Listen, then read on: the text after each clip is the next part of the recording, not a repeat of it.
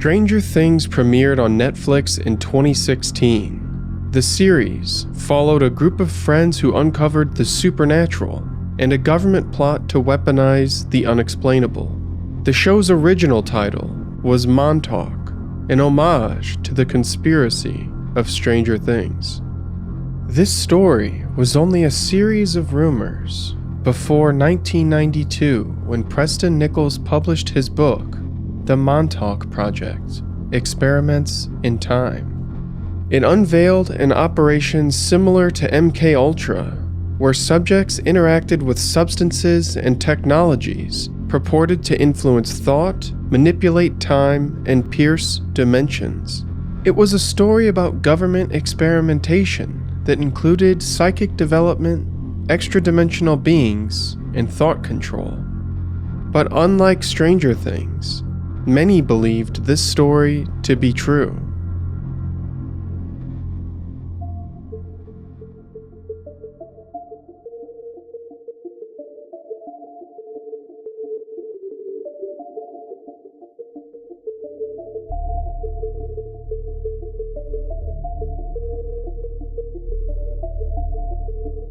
The history of the Montauk Project begins with an earlier conspiracy, the Philadelphia experiment.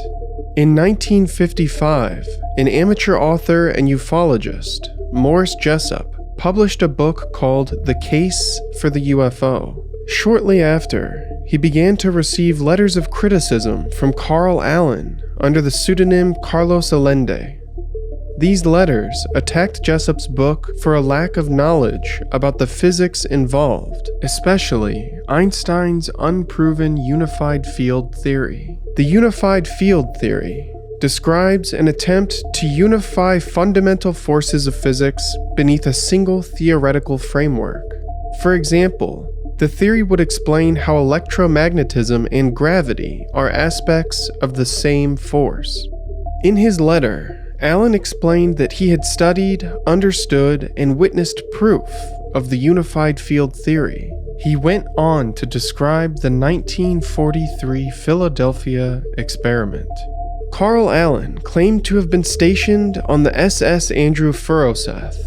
In the summer of 1943, he claimed to have witnessed a destroyer escort, the USS Eldridge, push out from the Philadelphia Naval Shipyard with only a skeleton crew and orders to test a top-secret technology. Outside the harbor, the generators were engaged and an electromagnetic field was created around the ship. Strangely, a green fog engulfed the vessel before it briefly disappeared. When it returned to the harbor, it brought with it a nightmarish and gruesome scene. Some crewmates had been vaporized. Others had been fused to the bulkhead of the ship. Surviving members complained of debilitating headaches and nausea. Most had succumbed to madness. However, not all of the missing crewmen had expired. One would re-emerge decades later with an even stranger story. His name was Al Bielek.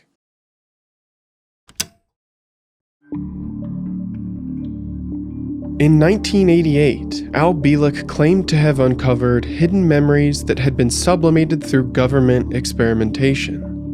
Bielek claimed that his actual name was Edward Cameron, and he had been born in 1916. He and his brother, Duncan Cameron, were naval soldiers on the deck of the USS Eldridge. When the fog emerged, the two men jumped overboard. However, they didn't land in the Atlantic.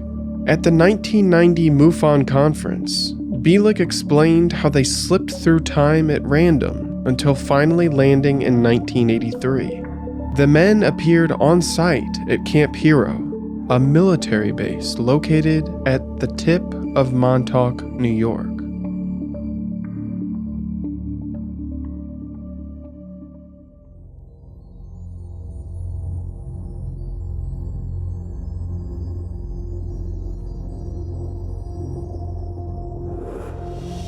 The military base at Camp Hero was commissioned in 1942 as a coastal defense station. A battery of weapons were installed to defend New York against German naval vessels during World War II. the US military disguised the base as a coastal fishing village. The military buildings were fitted with fake exterior wood paneling and windows were painted into place. In 1951, Camp Hero became an Air Force base with a semi-automatic ground environment installation. This radar dish collated information from smaller radar dishes that ran along the eastern coast. This information provided the US with a 30-minute warning for an incoming Soviet nuclear missile attack. Preston Nichols claimed to have worked on site at Camp Hero, and the following events are outlined in his book. While the Philadelphia experiment had been discontinued, much of the team and resources were relocated for further study under the operational name Phoenix 2, colloquially known as the Montauk Project. The operation was officially relocated to Camp Hero due to the retired SAGE radar dish that could broadcast between 425 and 450 megahertz. Similar to the Gateway tapes, the researchers wanted to explore sound frequencies and how they could manipulate human consciousness. Researchers at Camp Hero began to utilize the retired radar dish by transmitting frequencies to a single chair inside of a safe, concrete satellite building. Bielek's brother Duncan Cameron was selected as the main subject for many of these experiments. He was exposed to pulse and wave frequencies, amplified by gigawatts of energy. Researchers noticed a correlation between the transmitted frequencies and affected moods. Cameron would laugh or cry, become agitated or fatigued. In fact, the entire base would fall under the influence of these frequencies, mimicking the same emotions. These experiments eventually took a toll on Duncan. Scarification of the lungs and brain tissue led to grievous injuries, but somehow he continued to walk the grounds and participate in their experiments. The researchers attenuated the signal from the radar and expanded their subject base to unwitting Army staff and civilians in the surrounding area. The mapping of frequencies and their outcomes was only part of the experiment. They wanted to progress to broadcasting new, alternate realities.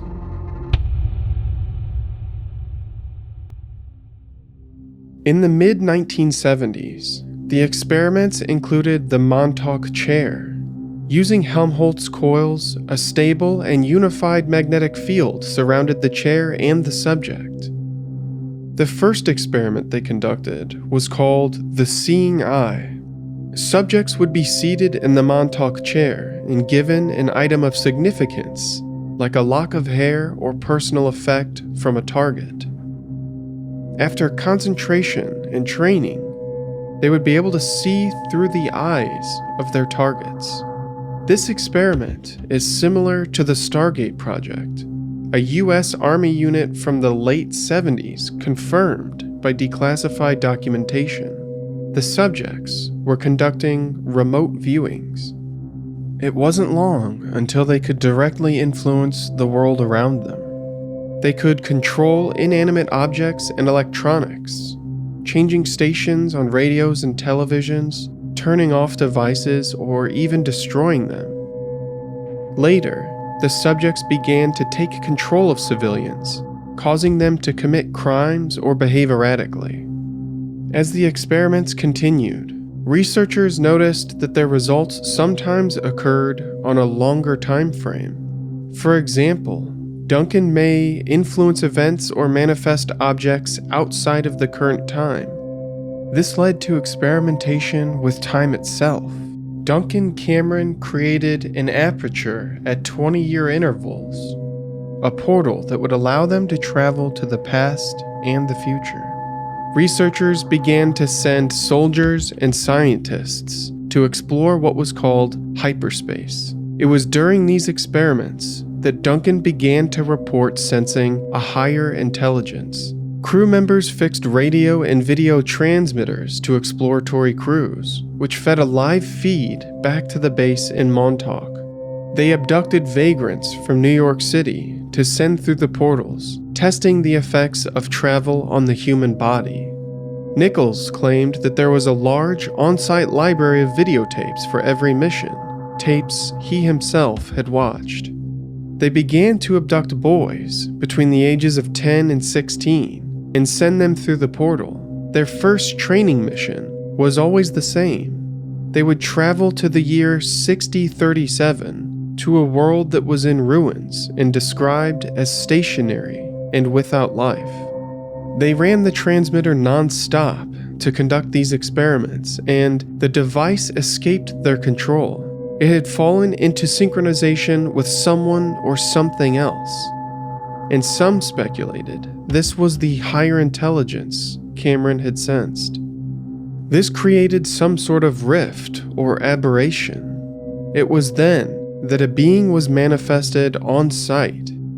Some claim it was a subconscious manifestation. Others claim it was the higher intelligence. Anyone who saw the beast saw something different. The creature attacked, destroying equipment and buildings on site. Meanwhile, the transmitter could not be powered off or interrupted. Researchers attempted to disengage the power and disconnect the data cabling, but it wasn't until an acetylene torch was used to cut through the equipment that the aperture through time was finally closed. In conclusion, Nichols claims a team of Black Berets eliminated the majority of witnesses, and construction teams poured concrete through the halls of the underground base. The Montauk Project was discontinued.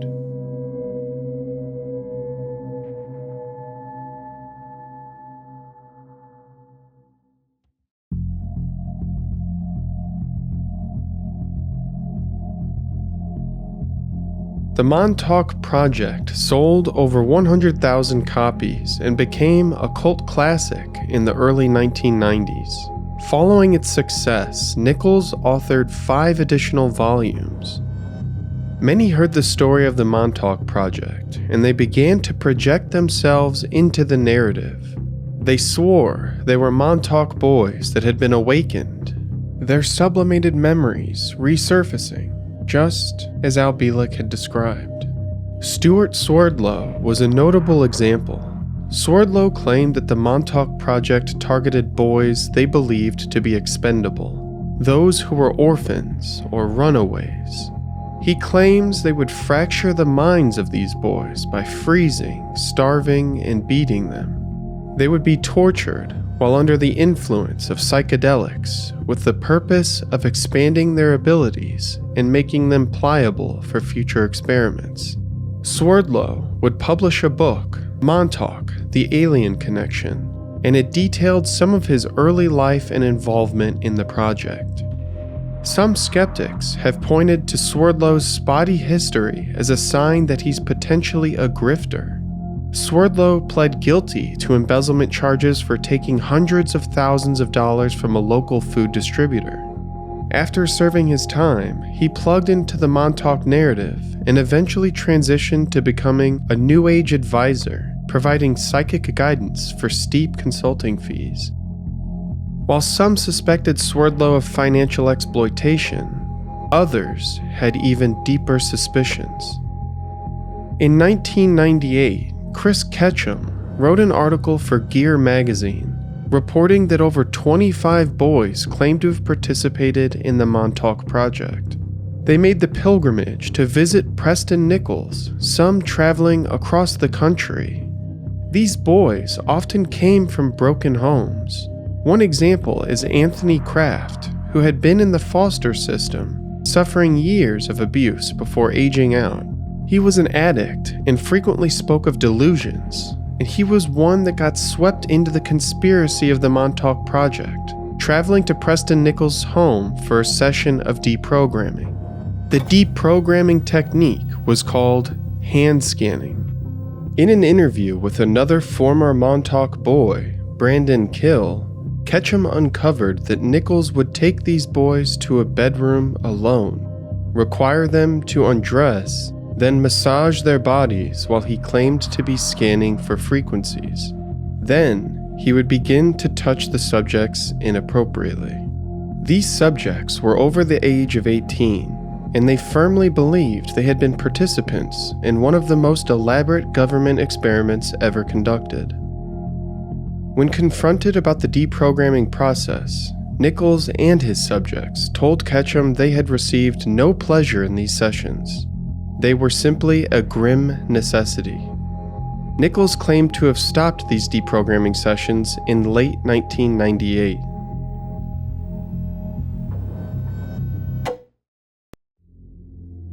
Since Camp Hero has closed, the government has tried to sell the land for real estate development. However, environmentalists protested at the slightest rumor of an exchange. As a result, the site was turned into a state park in 2002. The derelict buildings and remaining underground tunnels are off limits to the public, but urban explorers have trespassed into these areas with the hopes of uncovering some proof of the Montauk Project. One explorer, Brian Minnick, discovered a tunnel underground that had an oversized, heavy door with a spindle lock, like a bank vault door. Minnick uncovered rooms decorated with psychedelic wallpaper, and many have posited that these rooms were used for some of the experiments. Most notably, Minnick claimed to have discovered records that indicated vast quantities of food purchased for Camp Hero in the late 1980s, totaling to over $80,000 per month, even though the base had been officially decommissioned well before.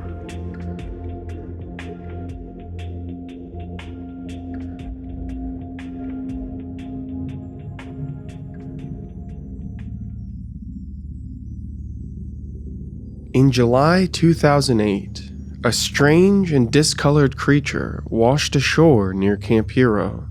3 girls walking along the beach at Ditch Plains stopped to inspect what they thought was the body of a sun-baked dog. It had cloth-like bindings around its legs, and it had what looked to be a beak instead of a snout. An image taken by the girls was first published in The Independent before it was picked up by Gawker and circulated nationally. Loren Coleman, the director of the International Cryptozoology Museum, traveled to New York, but by the time he arrived, the body of the creature was gone. At first, people speculated the creature came from the Animal Disease Center on nearby Plum Island. Perhaps the creature had escaped from the laboratory and died in the water. However, later visitors to the Animal Disease Center confirmed that security measures were extensive and an animal escape was unlikely. Others began to speculate that the creature was the result of experiments conducted at Montauk, that somehow the aperture had never closed. An unidentified source told reporter Drew Grant that he and some friends had discovered a dead raccoon and given it a Viking's funeral, setting it alight and pushing it to sea. Loren Coleman would later confirm that this theory was the most plausible. He explained that decomposition combined with impacts of rough water can cause what is known as slippage, when skin and underlying fat separate from one another to cause the distorted appearance of the Montauk Monster.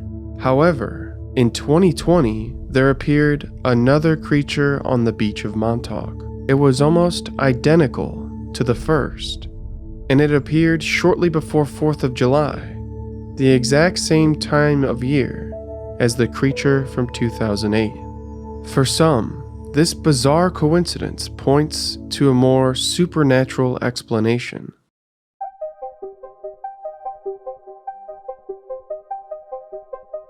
The Montauk Project is another entry in a long catalog of conspiracies, an attempt to not only explore but weaponize the human mind, to stumble into the strange gap between known and unknown.